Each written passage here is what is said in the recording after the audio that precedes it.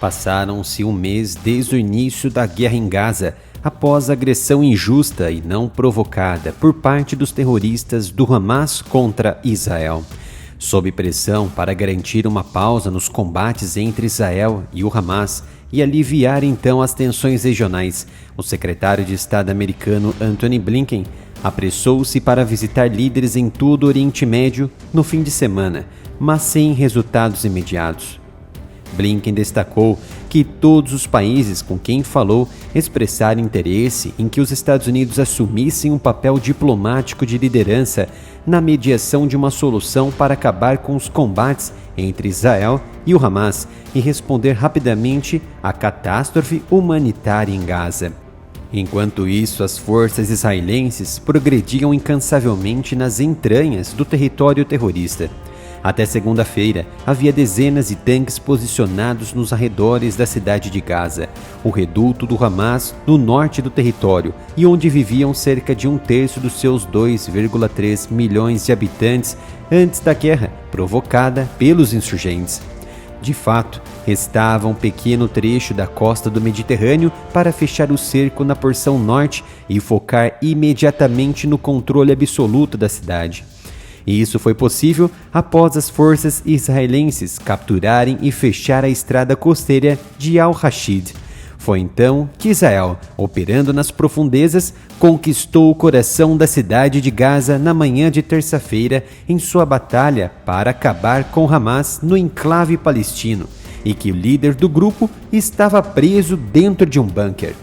Antes desta conquista importante, Israel havia alertado que havia cercado a cidade de Gaza e queria atacá-la em breve por vias terrestres, aéreas e marítimas para aniquilar os combatentes do Hamas que atacaram cidades israelenses.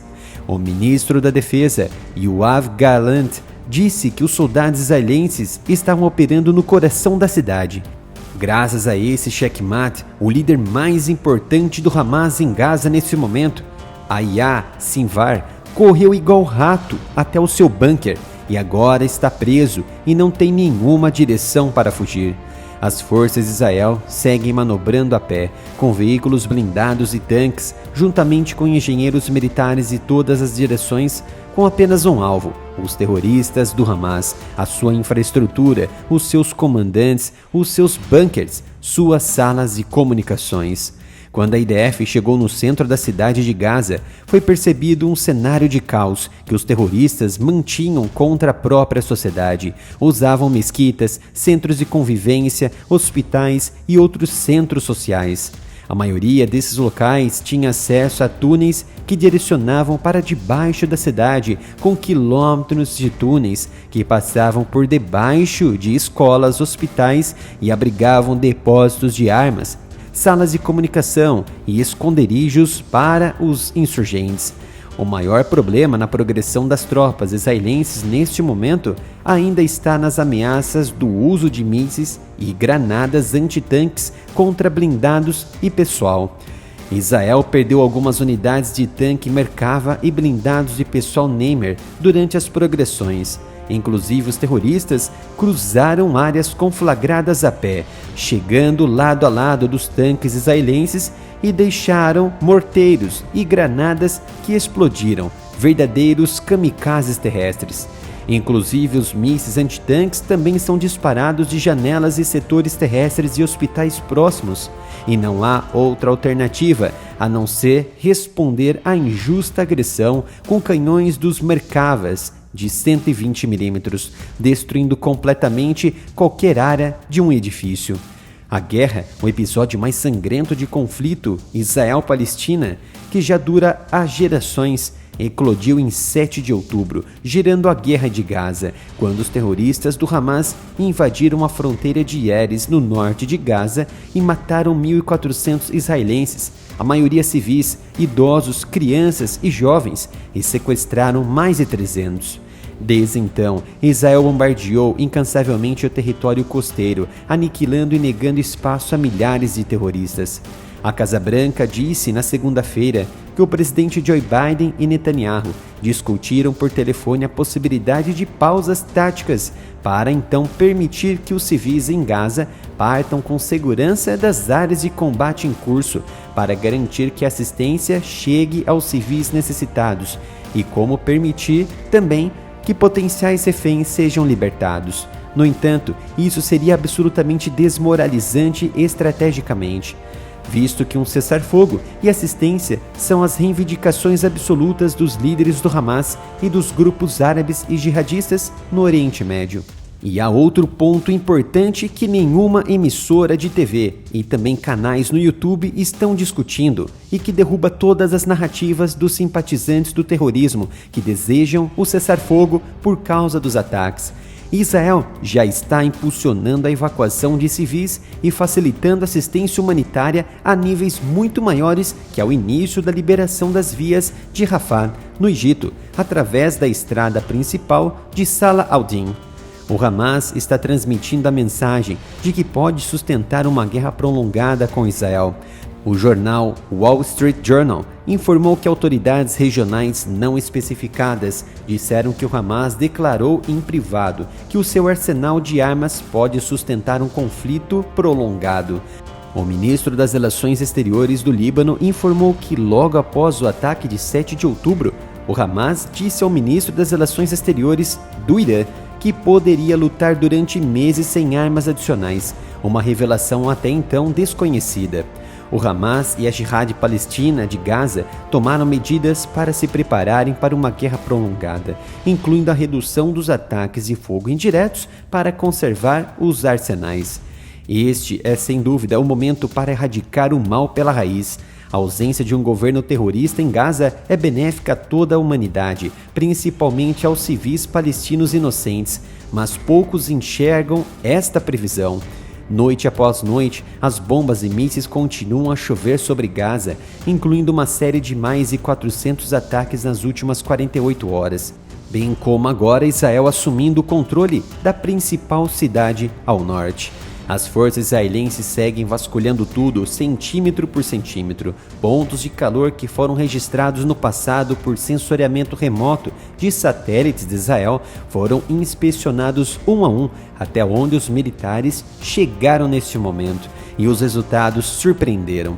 Os militares localizaram vários lançadores de foguetes e cerca de 50 foguetes localizados em um complexo usado por um movimento juvenil da região e por uma mesquita. A IDF publicou até um vídeo do comandante do 50º Batalhão da Brigada Nahal, o tenente-coronel Tomer Sayag, mostrando dezenas de lançadores de foguetes que suas forças encontraram dentro de um prédio usado pela Associação de Escoteiros Palestinos.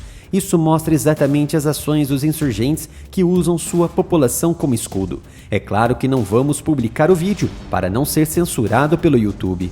Com as elevadas atividades terroristas e riscos de uma guerra regional sem precedentes e possíveis levantes iniciais do Hezbollah no Líbano, alimentados pelo Irã, os Estados Unidos aumentaram seu efetivo naval com capacidade de ataque nuclear imediato em qualquer ponto do Oriente Médio. No último domingo, por exemplo, altas autoridades americanas haviam confirmado a entrada de um submarino de propulsão nuclear da classe Ohio, que havia chegado ao Oriente Médio. Na segunda-feira, novas informações revelaram que se tratava do USS Florida 728, ou seja, com capacidade de ataque com mísseis de cruzeiro e não nuclear, e já estaria no Mar Vermelho rumo ao Golfo Pérsico para ficar do lado do Irã, como assim os ayatolás desejaram após enormes insistências com provocações e financiamento do terrorismo. O USS Florida caminha em direção ao Irã após diversos ataques contra bases americanas provenientes de grupos terroristas financiados pelo regime do Ayatollah Ali Khamenei. Esta máxima provocativa e conflitos de procuração do Irã vêm de escolhas erradas dos próprios persas e décadas atrás. Em 1978, por exemplo, estudantes, professores e outros revolucionários saíram às ruas pedindo a cabeça do monarca Mohammad Reza Pahlavi, por ele estreitar relações diplomáticas com os Estados Unidos no governo Carter na época. Foi então que a Revolução Civil, liderada pelo radicalismo religioso islâmico dos Ayatollahs, explodiu, e derrubando assim o monarca Pahlavi. O líder da revolução na época, o Ayatollah Ruhollah Khomeini, permaneceu como líder supremo e fundou a República Islâmica do Irã. O Irã passou então de Estado Imperial do Irã para a República Islâmica do Irã. Khomeini permaneceu na liderança suprema até sua morte em 1989 e hoje está liderada teocraticamente por Ali Khamenei e presidida por Ebrahim Raisi. Os americanos vão cercando gradualmente a região instável pelo mar, na porção do Mar Vermelho, Mediterrâneo Oriental, Península Arábica e Golfo Pérsico. As frotas navais americanas, a Sexta, Quinta e grupos anfíbios nunca estiveram tão ativos e em alerta desde o início da invasão americana ao Iraque e Afeganistão e também no início da guerra na Ucrânia pela Rússia em 24 de fevereiro de 2022. Venha visitar a loja do Área Militar. Temos diversas opções de camisetas com estampas incríveis e o melhor, tudo por um preço justo que cabe no seu bolso. Acesse umapenca.com/área militar. E gostou desta análise? Quer receber mais vídeos como este? Então se inscreva e ative o sino de notificação e receba nossas análises sobre geopolítica e defesa e cobertura direta da guerra 24 horas por dia através dos nossos canais no Telegram e do WhatsApp, com os links que deixamos disponíveis aqui nos comentários.